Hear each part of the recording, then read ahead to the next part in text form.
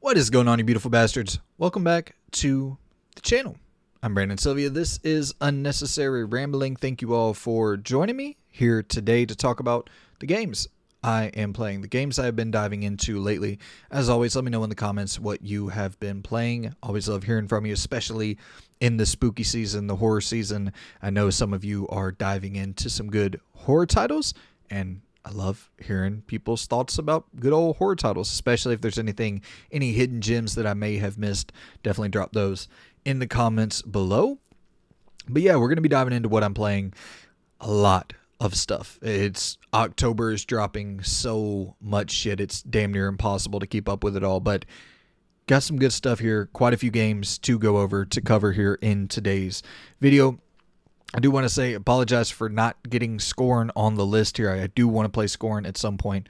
Once again, just making time for all that shit is tough. Also want to say apologize for not being as up-to-date with the news content on the channel. I know a lot of you enjoy that coverage, so I will try to do like a big recap video in the next few days or so. It's just, you know, free time is definitely limited, so I'm trying to do my best with keeping up to date with the games and all that. And yeah, but I definitely will be covering especially the Silent Hill shit. I have plans to cover that in a different way here on the channel, so that'll be hopefully happening in the next couple days as well. So stay up to date, and I'll have you covered. I'll have you covered on all the news and that good stuff. But goddamn, October, it's a great problem to have, but there's just so much shit that's coming out that I've been wanting to play, and games I've been diving into and all that. So let's go ahead and kick off today's video with probably my most anticipated game of the month. I just binged the hell out of it over the last couple days. Plague Tale Requiem, man. Plague Tale freaking Requiem. I love A Plague Tale Innocence. It's one of my top probably 5 favorite video game stories of all time, and you knew that it was going to get a sequel with the way it ended. But I was like, it's kind of a similar thing with The Last of Us, where it's like you can almost leave it on that question mark ending and just let my mind wonder about what would happen next. Even though, I don't know, with Innocence, it's like I really, really needed to know what the epic conclusion to Hugo's arc would be. And yeah, I'll just say they nailed it. They nailed it. They nailed it with the story, and they nailed it with the conclusion. No spoilers or anything like that. I'm going to try to do my best not to spoil really too much of Innocence, and definitely not spoil any of Requiem. I will have to lay out a little bit of why we are here and where we are going in Requiem, so minor spoilers for Innocence, I guess, to be aware of, but I'm going to try to do my best to tiptoe around all of that stuff. But they nailed it. They nailed it.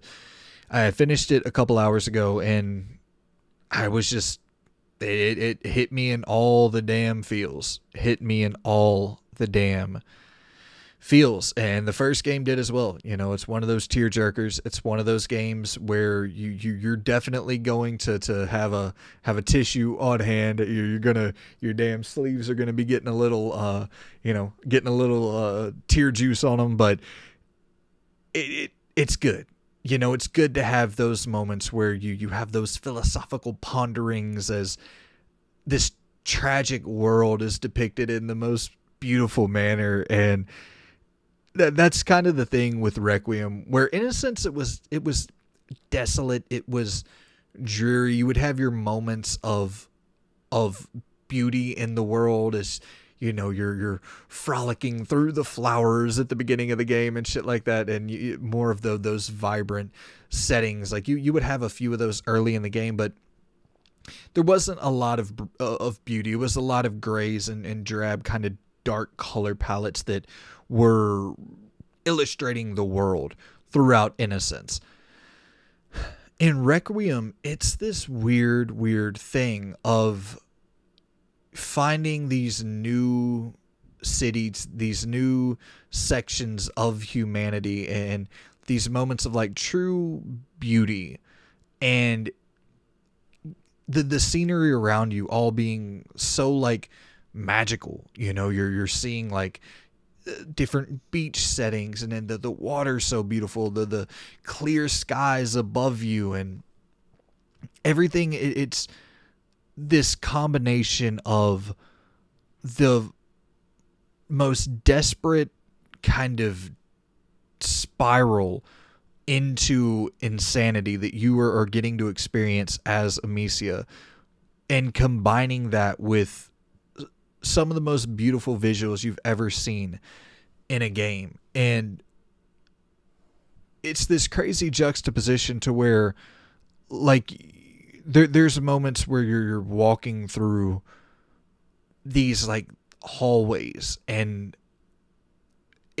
it's a very horrific vibe, and like this church kind of occult style setting, and then where these like ceremonies are going on, but you're walking down a row of roses that are guiding you on the ground, and you're walking through it, and there's these high-rise ceilings, and it's just this magical vibe. It really does. It's this magical setting, but you know that you're heading towards your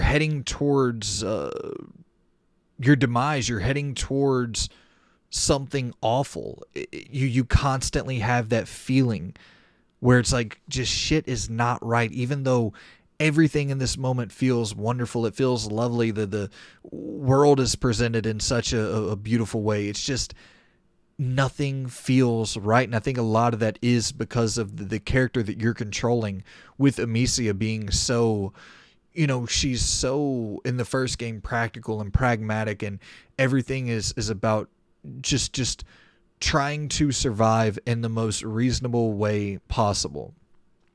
And from the first game to this game, all reason has been removed. Everything that is practical, everything that is reality, has been stripped from her.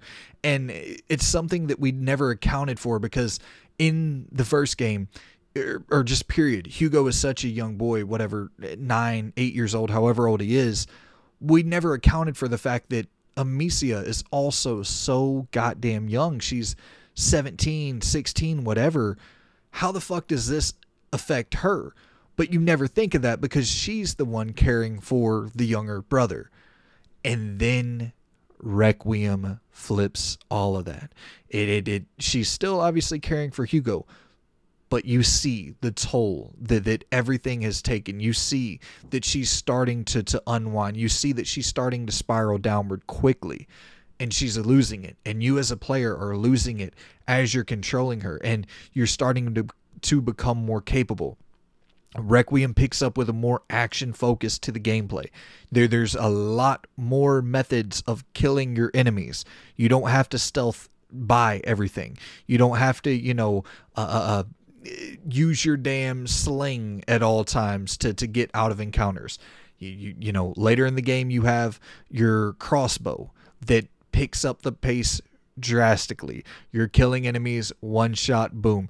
And just the fact that Amicia seems a lot more capable even with her sling. And there's this adaptive upgrading system that's in place where you become more capable at whatever you're doing based off of what you do in the game. So if you're going around and you're being resourceful, you're kind of I don't have the thing wrote down, but you'll have your like resourcefulness will be upgraded. If you're being more stealthy, your stealth attributes will be upgraded. If you're being more action packed, if you're being more aggressive, your strength stats will be upgraded naturally. Kind of like Grand Theft Auto San Andreas, where if you're taking CJ to the gym, he's doing some damn, chest presses and some damn boxing and some running, then your strength and stamina will be upgraded appropriately based off of what CJ is doing. So it's all this dynamic upgrade system that is just reacting and responding to how you are playing as the player. And how I played as the player was a lot more aggressive. And I think the game kind of leans you in that direction of playing a lot more aggressive because you're given a lot more tools to be aggressive with. A lot more areas where you can, hit that damn canister of tar or whatever. And then you hit it with your slingshot and you sling one of the flaming rocks at it. It blows that shit up, sets 3 enemies on fire, and they're scrambling for their life. And then the aggressiveness is amplified tenfold if you want it to be. And I just leaned into it. It felt like that was the direction that I felt the game was pushing me. That's what the direction I kind of felt the narrative was leaning me towards. So I leaned into it. It's like, all right, let's go there then. And it goes there. And then Amicia is struggling, for sure struggling. She's depending on the hopes, literally, quite literally, the dreams of Hugo to get him to safety. It's picking up 6 months after the first game. So Hugo is still sick. We'll just say that. But he's having dreams of how he can be cured. And his cure is his dream. In his dream, this cure is on an island. And there's no mention, there's no reason to believe this island exists at all until a little bit later in the game. But Amicia's dead set on getting to this island because all the fabrics of what is reality, all the everything practical and pragmatic in her belief system and just who she is as a human being is slowly decaying to the point where she has nothing left to believe other than Hugo's dream on how to save himself. And it's so goddamn sad to see her just grasping for hope in the most seemingly hopeless plans, and it's a dark game. It's a really dark game about kind of just the unwinding, the ticking time bomb that is Amicia. And I really thought that the first game was all about Hugo, and I really think that Requiem is all about Amicia. It almost slapping the player over the head going, hey dummy, of course that she is traumatically ruined from the events of the first game. She was the one having to kill people, and she was the one having to slaughter a damn pig, that mercilessly slaughtering this pig that has done nothing wrong, and having Hugo kind of shame her or look at her as if she's some sort of monster for a moment in time. And she's like, motherfucker, I'm just trying to protect you. I'm trying to do anything and everything possible to keep us alive. And so this game with Requiem, it's all about Amicia looking in at herself and realizing that all hope is lost. Actually, let me correct that. It's more about you as the player realizing that. And Amicia is almost in this delusion where she is grasping on to anything to keep the flames of hope still burning. And she is desperate. She's desperate to stay attached to something that feels hopeful throughout the entire game. And it's just it's a ride. It is an absolute ride of a video game. And visually, it sucks to kind of go from something so meaningful with the story and then all the different philosophy in it, and then go to the visuals, to the gameplay, and kind of do the 1-by-1 numbers, because I feel like this game is much more deserving than going through the check boxes of, does it do this right, does it do that right. This is an experience, man. This really is an experience that, and I mean, it's on Game Pass. If you have Game Pass, play this freaking thing. It's like, I hate to sound pretentious, but it really is like, it's the definition of art. it's the definition of emotion and connection, and seeing what video games can do to you emotionally, and it's just impressive. It's a very, very impressive game, and safe to say they nailed it with having expectations set so high with a game with A Plague Tale Innocence being like one of the all-time great stories, and having to follow that up. They absolutely just utterly nailed it, full stop. But back to the visuals and all that stuff. There's moments here where you really feel like you're playing a $200-300 million game. It just there's moments of visual wow factor that add to the storytelling so well, in a way that you like we talked about earlier. You always feel this sense of despair and desperation, and there's moments where you're in an area that you're like, man, there's no way we need to be here, and you're looking around, and yet it's still so beautiful, and you're taking that in as the player, going, that is amazing, it looks so amazing. But you're also taking in the fact that I definitely do not need to be here. I do not need to be in this area, in this scenario.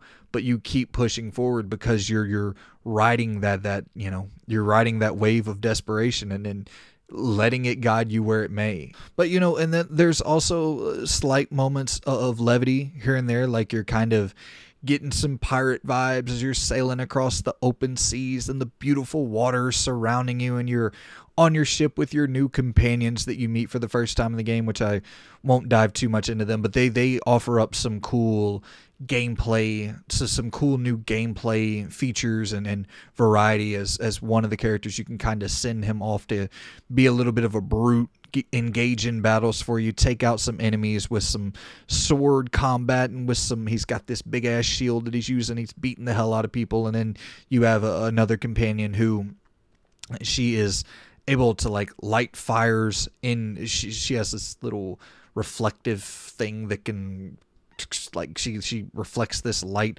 onto the grass around you, and it can light these fires, and it'll distract enemies. They'll go towards the grass, or if the enemies are already in the grass, she can light the fire, and it'll inflict or it'll, what's the damn word that I'm looking for there? Yeah, I don't know what the hell word I'm looking for there, but pretty much if the enemy is in that area of the grass where she's about to light it on fire, they can get caught on fire as well. And yeah, she can harm enemies that way.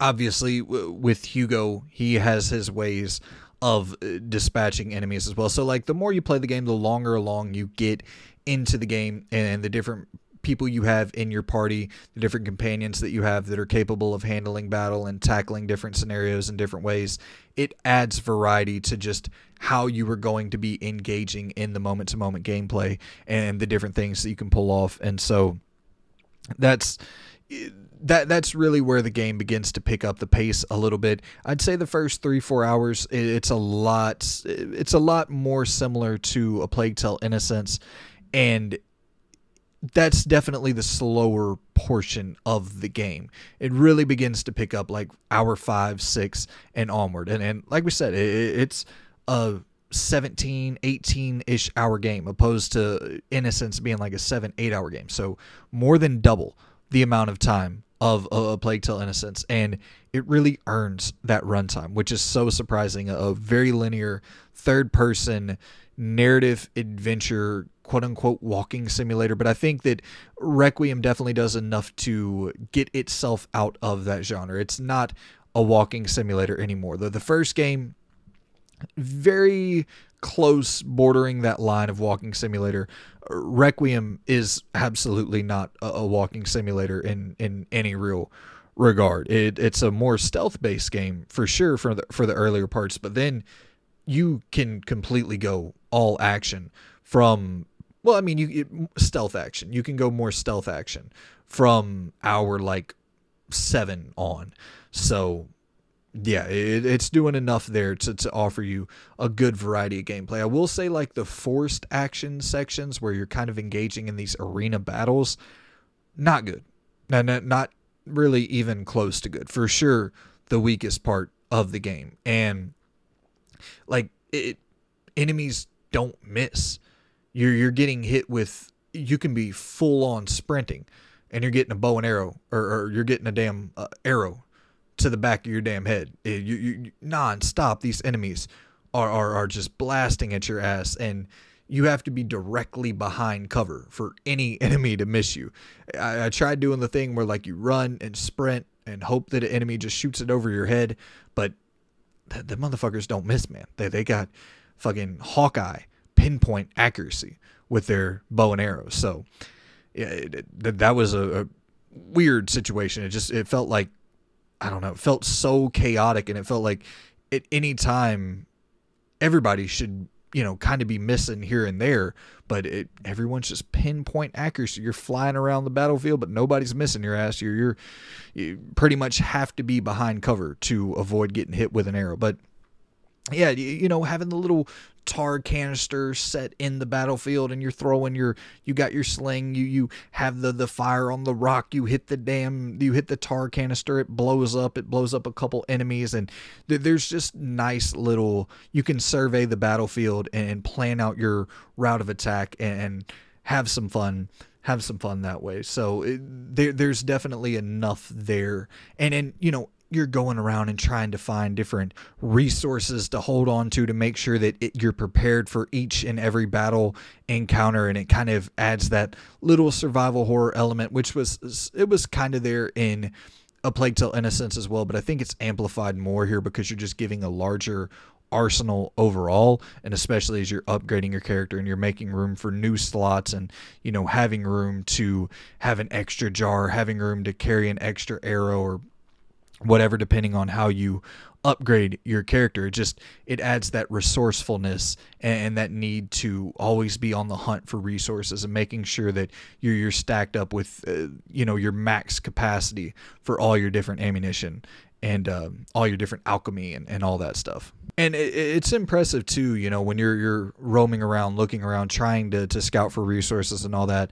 Just how big these levels are in comparison to the first game. It really does feel like across the board, this is like a $200 million game, as you're looking off at these vistas and you see in the scenery, and you're seeing these, mountaintops and the beach settings, and then all these different locations that you're exploring, and how large and vast each of them are. And it seems like how many different options, how many ways you can get to your destination, and you can go around this way, or you can stealth around that way. You can go guns blazing straight up the middle. Like, it seems that they're accounting for so many different scenarios and just with the visual fidelity and the character models and the character performance, it's like so many things here make you feel like this is a $200 million game. And then you're like, oh shit, this is developed by a friggin' AA team. So definitely not, I don't know what the budget was, 30, 40 mil, whatever, but it's definitely not no damn $200 million. And stunning what they were able to pull off here. And then two of the best voice actors, two of the best voice performances of all time. Definitely credit to the writing as well, but I wrote their names down here. Charlotte McBurney, who voiced Amicia, and Logan Hannon, who voiced Hugo. Two of the greatest freaking voice acting performances of all time. Again, after what they delivered in the first one, they re-deliver again here. Getting you damn all worked up with the waterworks, and just, goddamn, one of the greatest endings of all time. Two of the greatest voice performances of all time. Fucking Sophia, excellent addition. Excellent brand new character. Probably my favorite character of 2022. Favorite new character of 2022. Just good shit. Just really, really good shit across the board with this game. I have my complaints with the arena style battles. I thought that was weird. I thought it felt a little bit unnecessary at times and unbalanced for sure. Most of the time, all the time, I'll say. You die a lot, and I felt like, I don't know, a little bit just unneeded, unnecessary. The first game really provided no difficulty spikes whatsoever until like the very end of the game, and even then it wasn't that hard. This game is challenging as shit. I don't know if I'm just getting worse at games, but this is way more challenging than the first game, at least in my opinion. But I loved it. I really, really loved it. It's probably top 3 favorite games of 2022 so far. I think it's going to be hard to top my number one, but top three, I would say for sure. And the best story of 2022 by like light years. It's not even, there's nothing even, like nothing even on the same horizon. No pun intended, but nothing even close to A Plague Tale Requiem. Easily the best story of 2022. Oh, and I do want to say before we jump off of Requiem, I do want to say I know there's a lot of criticism out there, or a lot of just controversy around the game not being 60 frames per second. Supposedly, you know, it's 30, 40 frames per second, whatever. Look, man, whenever I heard Gotham Knights was going to run at 30, I was really worried about that. But that's because Gotham Knights is a lot faster paced. It's quick moving. It's all about action and combat and fluidity within that combat. Requiem, even though it's more fast paced than Innocence, it's still not a fast paced game. You can get actiony and you can get kind of in the flow and into the action, but it's still pretty like you're winding up your damn slingshot and you're preparing the shot with your bow, and even as you're sprinting, you're not like really running all that goddamn fast. And then, you know, it's just not, it's not as action packed as something like a Gotham Knights, as you're, you know, avoiding these huge hordes of rats and shit, which we didn't even really talk about that, which is a crime. How they were able to pull off the physics and the animations to have these rats busting down fucking huge environments and taking down these castles and taking down these huge buildings and chasing you and putting you in these fleeing, you know, these fleeing style situations where you and Hugo are taking off running, or you and whoever's in your party taking off running, and it has this cinematic flair to it as you're trying to escape the rats, and then finding you're making a quick turn at the last second, the door is locked, you gotta turn, go the other way, and the rats are getting closer, it's intensifying and amplifying, and then that shit is so impressive. But regardless of what all I'm saying there, I 30 frames per second just didn't hurt my overall experience here with Requiem. A lot of it still is in that A Plague Tale Innocence vibe, as you're, you know, using the light to avoid the rats. You got your slingshot, you're winding it up, you got you're using the fire, you hit the damn the wood around you're using your bow, you spray some tar on the wood, you hit the damn, you got the fire bow or the fire arrow, you hit the wood with the fire arrow, it lights up an environment. Someone uses the crank to move the lit up board along, and you're following the board that's emitting a light. It's radiating this light so you can move under it and avoid the rats. Like that's a lot of what the game is. It's a lot of puzzle solving, a lot of that Uncharted-esque puzzle solving with the different companions in your group. It's a lot of that, a lot more of that than it is just guns blazing action.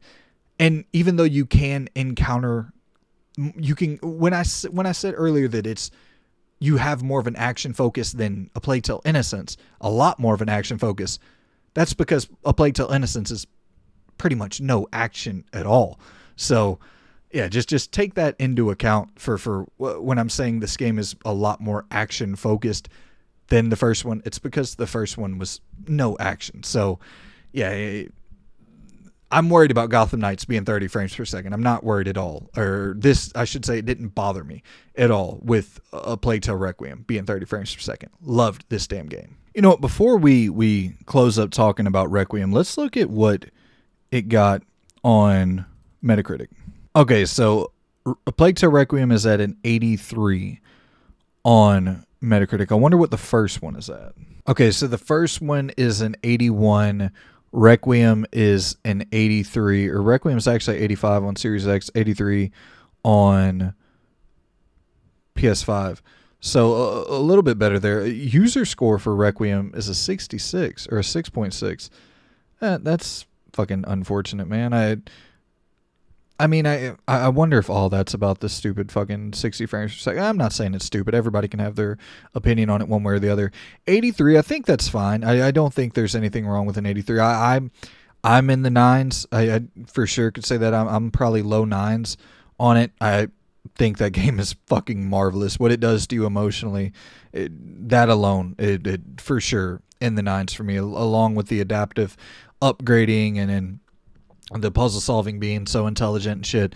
Yeah, I'm for sure probably low nines or high eights for Requiem, but I think an 8.3 is fair for sure. All right, and next up, let's dive into Valkyrie Elysium. I talked about this in the last What I Am Playing video that I posted here, and I was pretty hot on it, or I should say at least warm on it. And since then, I've definitely cooled down. I wouldn't say I'm warm on it at all now. I do think that the combat, just the base combat of the game, is good. Unfortunately, it never moves far past that kind of base combat. With those Devil May Cry, Bayonetta, God of War style games, the entire purpose of those combat systems is to constantly evolve and give you something new to do and new abilities and new progression systems. And Valkyrie Elysium just doesn't really provide that in any fun way. There's new moves you unlock, but you end up not really needing to use them because the game is just so damn simplistic and easy. And I don't even mind an easy game. I love a good easy game, but it just, there's no real incentive to ever like learn anything. And the things that you do learn end up not being all that enjoyable to use, so you're just resorting to kind of a simple button mashing sort of affair, which there are a lot of great games that pull off just some simple button mashing, but there's no real spectacle here. There's no great enemy variety or enemy design. The world is lackluster. You're seeing the outlines on the environments. You're walking around just a bunch of open plains of nothingness.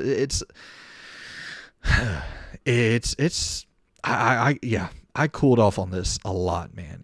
The story is so simplistic. The setup to the missions is drab and boring. It's a lot of just go here, fetch this, go here, do that.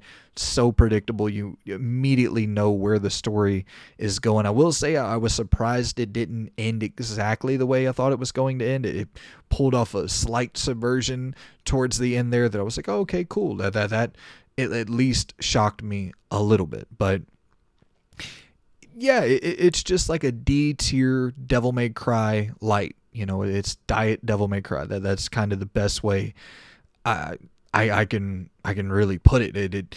I do like that, you know, you have the little grapple hook. You're grappling onto your enemies, pulling yourself to the enemies, and you can kind of move around in a more fluid manner that way. But somehow, even with that ability, the game still feels so much slower than anything in that Bayonetta, Devil May Cry, God of War world.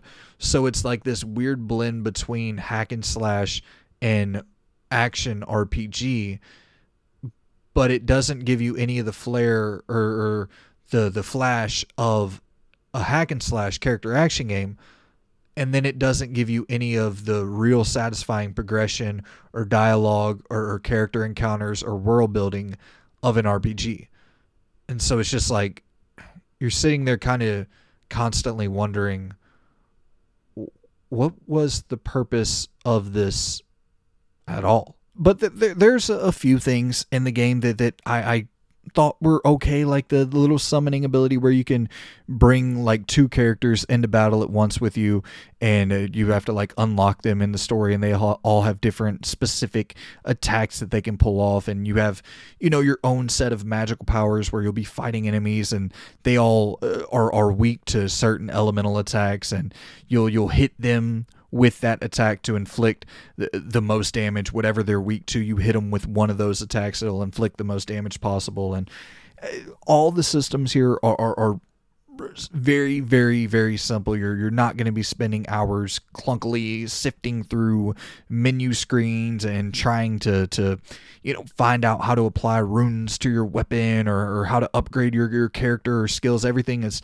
very simple, and it just shows you exactly what you need to do to do all of those things, to upgrade, to apply the runes, to all that, it's very, very simple. It's not at all tedious or monotonous. So I at least appreciate the UI. I appreciate how easy it is to just navigate the different menus and the upgrades and all that. Okay, so I pulled up Valkyrie Elysium on Metacritic to see it as well. I know the homie Dan Mall said he liked the scored reviews a little bit, just to have a little icing on the cake of, you know, an opinion. So I felt like just kind of giving my thoughts compared to Metacritic would be somewhat fun. That way it doesn't feel as formal, because you know, I'm just kind of sitting here rambling about the games. I don't want to have like a concrete stamp to the game to define my experience, just sort of rambling. But I think comparing and contrasting based off of Metacritic's, you know, hopefully somewhat fun for you guys. But yeah, so Valkyrie Elysium, it's at a 65 on Metacritic, and once again, I don't really disagree with that. The user score is a 5.2. I'm a little bit hotter on it than a 5.2, but yeah, I'm probably in the sixes. Yeah, I'm definitely somewhere in the sixes for Valkyrie Elysium as well. So yeah, it's just a okay game. Horrible voice acting, not a good story, awful lip sync. One of the worst cameras I've ever seen in the game. Dude, the last level is so crazy. There was this huge difficulty spike, at least I thought, and I'm playing it and dying over and over and over again. And I never died at all throughout the rest of the game. I'm like, what the fuck is going on here? And I do this over and over, and I get into this one encounter where I can't see the enemy at all. I'm like, should I just up the brightness? So I up the brightness all the way and finish the final level in one try. The enemy was just wearing too dark of clothes, it combined with a dark overall setting that you're in for that final battle. And all I had to do was just up the brightness, but the color contrast was the character's clothing was too similar to the environment. There wasn't enough lighting for you to be able to see both. It's just weird game. Yeah, definitely somewhere in the probably lowish sixes for me. All right, and next up, let's dive into Vertigo, Alfred Hitchcock's Vertigo. And I was debating on either picking this up or Asterigos, however the hell you say it. And I ended up going with Vertigo because it had a 48-page art booklet and a nice physical edition. So ended up going with Vertigo, and unfortunately, I've been hearing a lot of really damn good things about Asterigos' Curse of the Stars. So, but I did enjoy Vertigo enough, though, so I'm not too heartbroken by this decision. I think Vertigo was solid enough across the board. It's a kind of Telltale style adventure, and it's, you know, Alfred Hitchcock, OG in the horror space. I'm not too familiar with Alfred Hitchcock, but he did absolutely as influential as anybody in the horror realm. So I wanted to give it a go, get in the spooky season, dive into some more horror shit. And the story here is very, very damn impactful, especially towards the end. And it's one of the darker stories that I've seen told in video games ever. And it's crazy that this comes out in the same year as Immortality, another one of the darkest stories I've ever seen told in a video game. But Vertigo is not subtle at all with its themes. It's not really trying to make you question too much. It's hitting you over the head. It's very on the nose with the story and with the themes and then the subject matter that it's trying to push. And I don't mind that per se. But it's jarring. Like, if you're somebody who struggles with mental illness on a high level, if you have struggled with abuse on a high level, then I would say this probably isn't the game for you. You know, I don't want to say that, you know, everybody who, if you want to play whatever the hell you want to play, go play it. But, like, this is very on the nose, very direct, and very, very dark throughout the entire thing. And I guess I shouldn't even say throughout the entire thing, because it probably takes about 3.5 hours for the game to really get going, and it's about a 9-hour game. So the first 3 hours, you're just sort of building up to everything. It's a very, very, very, very, very, very slow burn.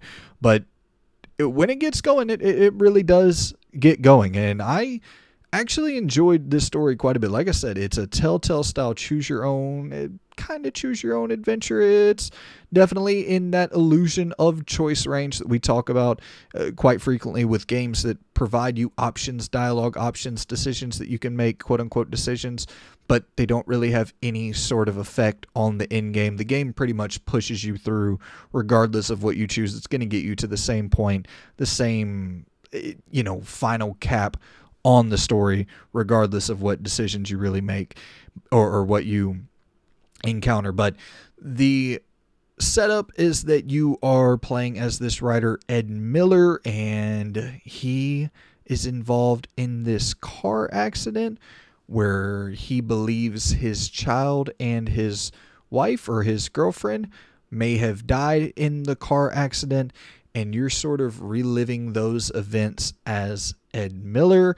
And if you're not doing that, you're kind of reliving his childhood events and discovering what led him to this point where he's at in his life. And if you're not playing as Ed Miller, you're playing as his therapist. If you're not playing as his therapist, you're playing as the sheriff who's trying to discover all the clues for this investigation. And the therapist is trying to get to the bottom of Ed Miller's condition, which is vertigo. He is experiencing intense vertigo, and she is, walking him through his past, seeing what led him to this moment, to where at the beginning of the game, he was about to jump off the bridge after he believed that he accidentally killed his wife and child. And when he's about to jump off a bridge, a man saves him. And from there, that's kind of when the psychiatric help sort of comes into play, and you get to, play as the therapist or psychologist, whatever. And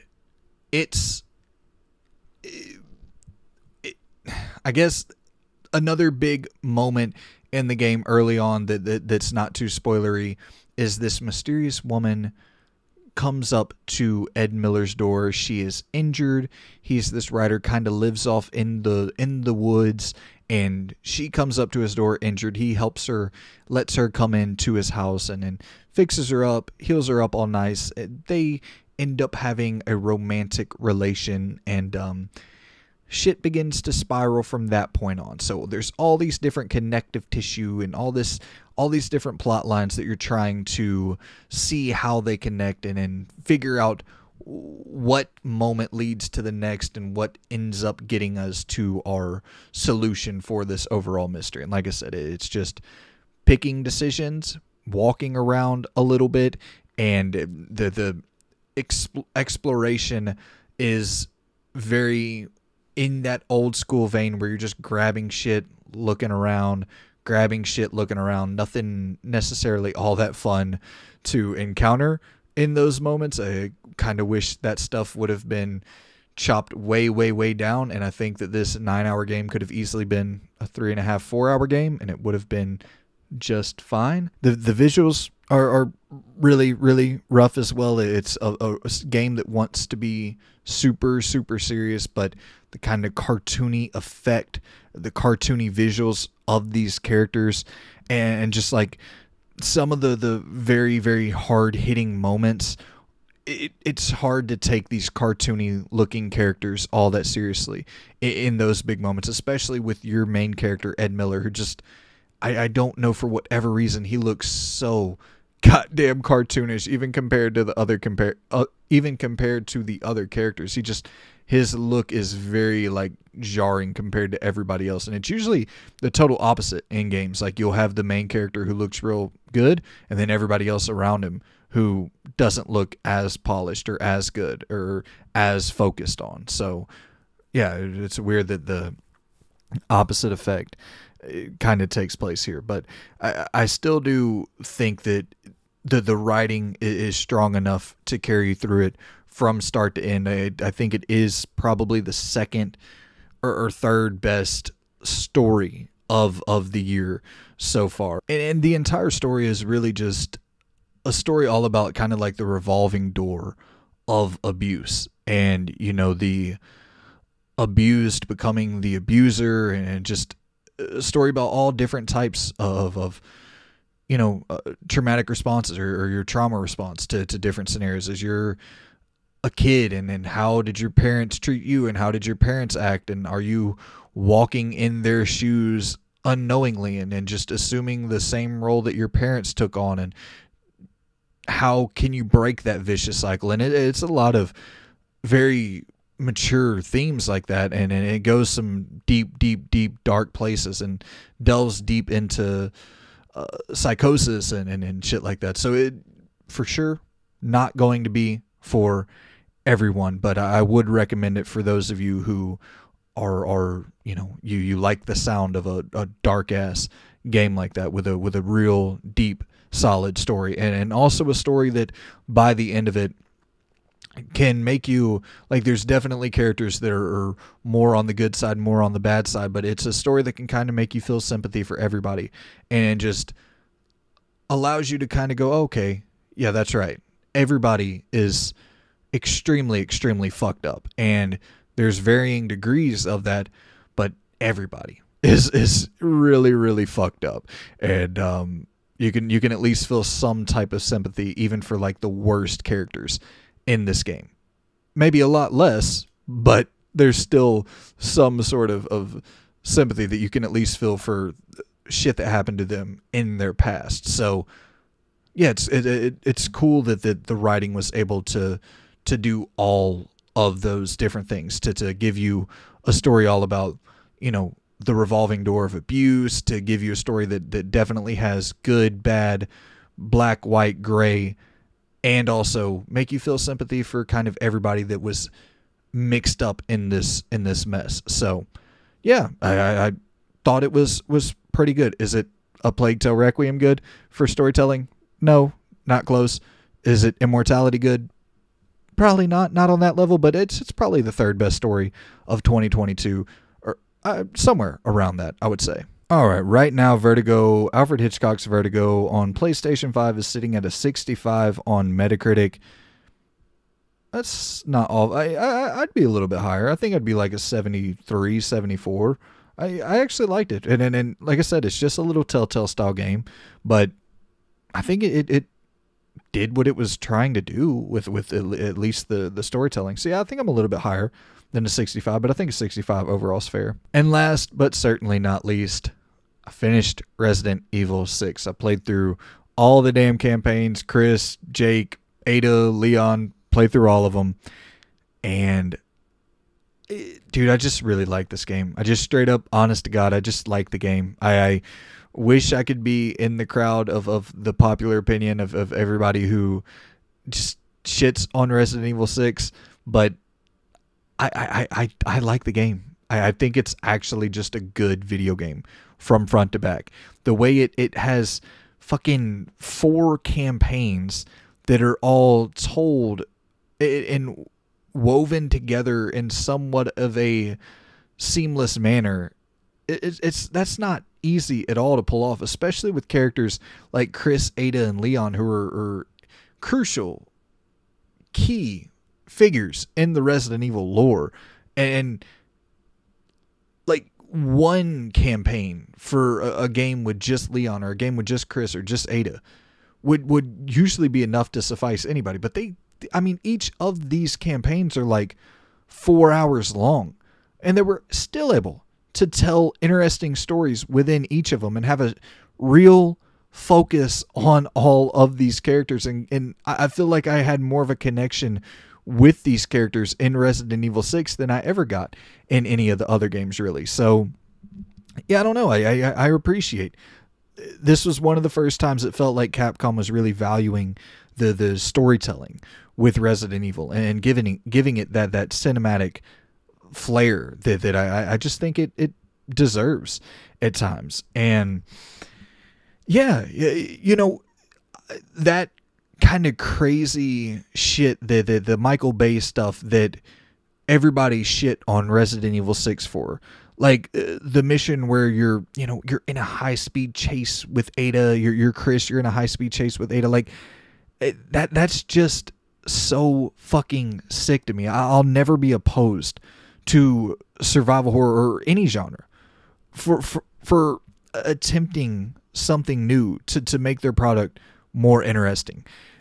There's only so many haunted houses that we can backtrack through. There's only so many damn mazes. Like, you have to do new things to add some diversity, to add some new flair to your game. And just, the fucking fighter jet with Chris in chapter 4. I love being rewarded in horror games with like big fun blowouts to cap off the game. But even going into with Ada, like her story throughout the entire game is like the key link between everything.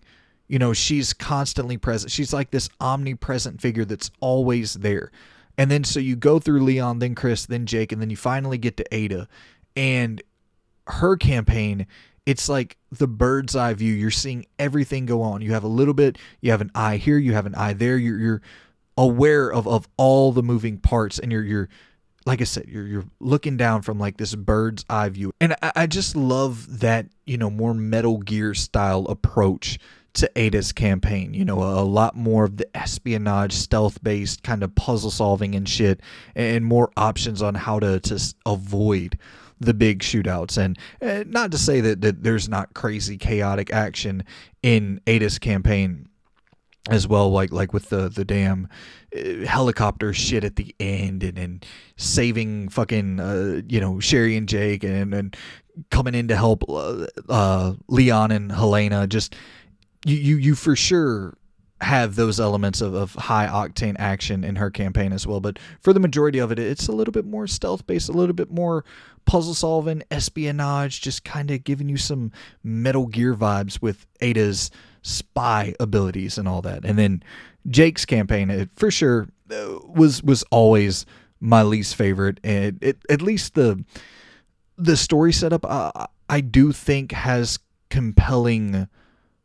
some compelling points, just with the importance of him as a character and holding the cure for the C virus in his blood, and just with Wesker being his father, and then they share that similar I don't give a fuck kind of badass mercenary vibe. And with Jake, he doesn't even give a shit that he has the cure for humanity in his blood. He just wants like the highest contract possible, and so I've always found him to be somewhat interesting as a character, but just how his story was told compared to the other characters in the game, I just thought it was the weakest overall. So yeah, but he has like satisfying combat and shit, being able to like run up to an enemy and throw a fucking running knee and they like slide under you. It just feels very WWE-esque in nature, and just the sick ass shit where you're escaping the blizzard on a jet ski, and